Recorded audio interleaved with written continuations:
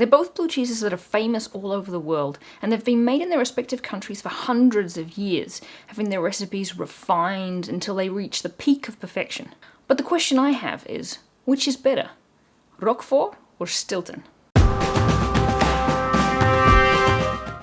Hey there, cheese historians, I'm Julia and this is Cheese History, a channel where we normally talk about the history of cheese and all of its weird and wonderfulness. But today we're going to be comparing two blue cheeses to see which one is better.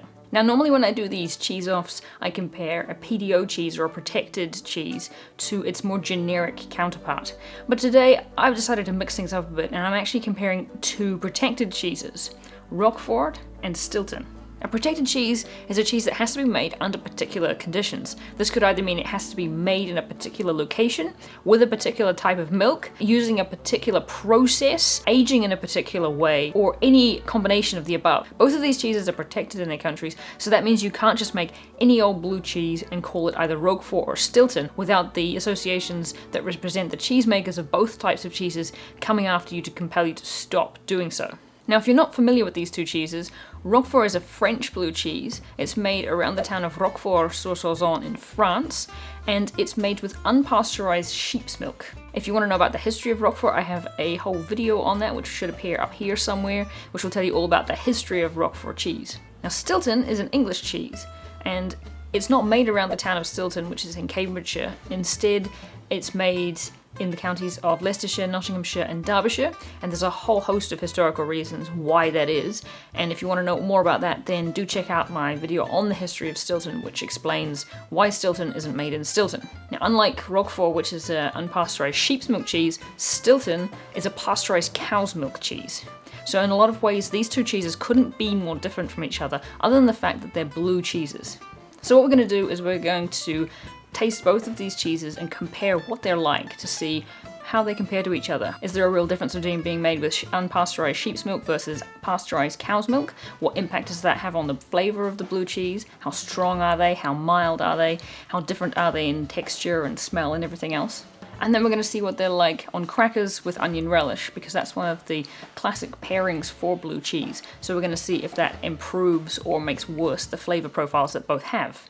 And then I'm going to rate them on this tier list. So the top tier is more cheese please, and that's where all the absolutely superb, excellent cheese goes that makes you want to say more cheese please. And the next tier is great cheese, which is where all the great cheese goes. This is really good cheese, but not quite as good as the top tier. Then we have cheesy, which is the mid tier, and this is where all the cheesy cheese goes. This is where your average, middle of the way sort of cheese goes. The next tier down is good enough. Now this is where all the cheese that's good enough to be called cheese goes. It's nothing spectacular, it's kind of just very, very average basic cheese. And then the bottom tier is, you call that cheese? And this is where all the cheese goes that really has no right to be called cheese. With that out of the way, let's turn to our two cheeses. Both of these cheeses are quite different from each other. As you can see, the Roquefort is a much paler color compared to the Stilton, which has more yellow, sort of normally cheesy sort of look to it. And that's because, as I said, Roquefort is made of sheep's milk, and sheep's milk doesn't have the same level of beta carotene in it as cow's milk does, so it means it doesn't have quite as much of that yellow pigment that we associate with most cow's milk cheeses, which can be quite yellow. So that's why the Stilton has a much yellower color to it compared to the Roquefort. They also have quite different rinds to them. The Roquefort has quite a moist rind, it's quite damp, it's quite sort of sticky to the touch, and it doesn't have a great deal of sort of dark color to it. Whereas compared with the Stilton, this has a much drier, darker rind on the outside. And you can actually see some of the holes that have been poked into the cheese to encourage the blue mold to grow as it's aged. The other obvious difference you can see between these cheeses is in the way the blue mold has grown in the inside of the cheese. So with the Roquefort, you have quite big gaps, big holes in the cheese where you've got quite big chunks of blue mold that have grown. Whereas the Stilton, they're much smaller. You can see some of the stripes from where it's been stabbed to let the air in, but for the rest of it, there's not quite as many big blue chunks throughout the cheese, which makes them quite visually different from each other. If you knew what you were looking for, you wouldn't mistake these two cheeses for each other. Now, in terms of smell, there's a really, really strong blue smell coming off the Roquefort. The smell of the Stilton is a little bit milder than the Roquefort, but they both have that very, very obvious blue cheese smell. Alright, let's cut into these cheeses and see what they're like. And I'm going to start with the Roquefort. I'm going to just basically cut a slice off the inside here. Oh my gosh, it is crumbling! I would pick up this slice, but I have a feeling it's going to just sort of disintegrate into a million pieces if I even try that. So it is very, very crumbly. It's basically disintegrating in my hands. It's quite soft, and there's a lot of blue mold through it, which means it should be quite a nice strong blue cheese. So let's try some. Wow, that is an intense blue cheese. The blue is quite sharp in the sense that it's strong, in your face sort of blue cheese flavor. The cheese itself is very soft. It melts in your mouth basically, and you get this sort of creamy, buttery sort of texture to it. But the thing you really notice is that you're eating blue cheese. If you like really, really strong blue cheeses, then this is an excellent blue cheese. Alright, let's move on to the Stilton. So we're going to do the same thing and just cut off a slice there. It won't even come off the knife. So that is also incredibly soft, incredibly crumbly. So like the Roquefort, it's also very soft and very crumbly. It breaks really easily. Because the marbling in it is quite different, it does break differently, whereas the Roquefort tends to shatter along those really big mold patches. This one doesn't so much, it shatters wherever. So let's give Stilton a taste.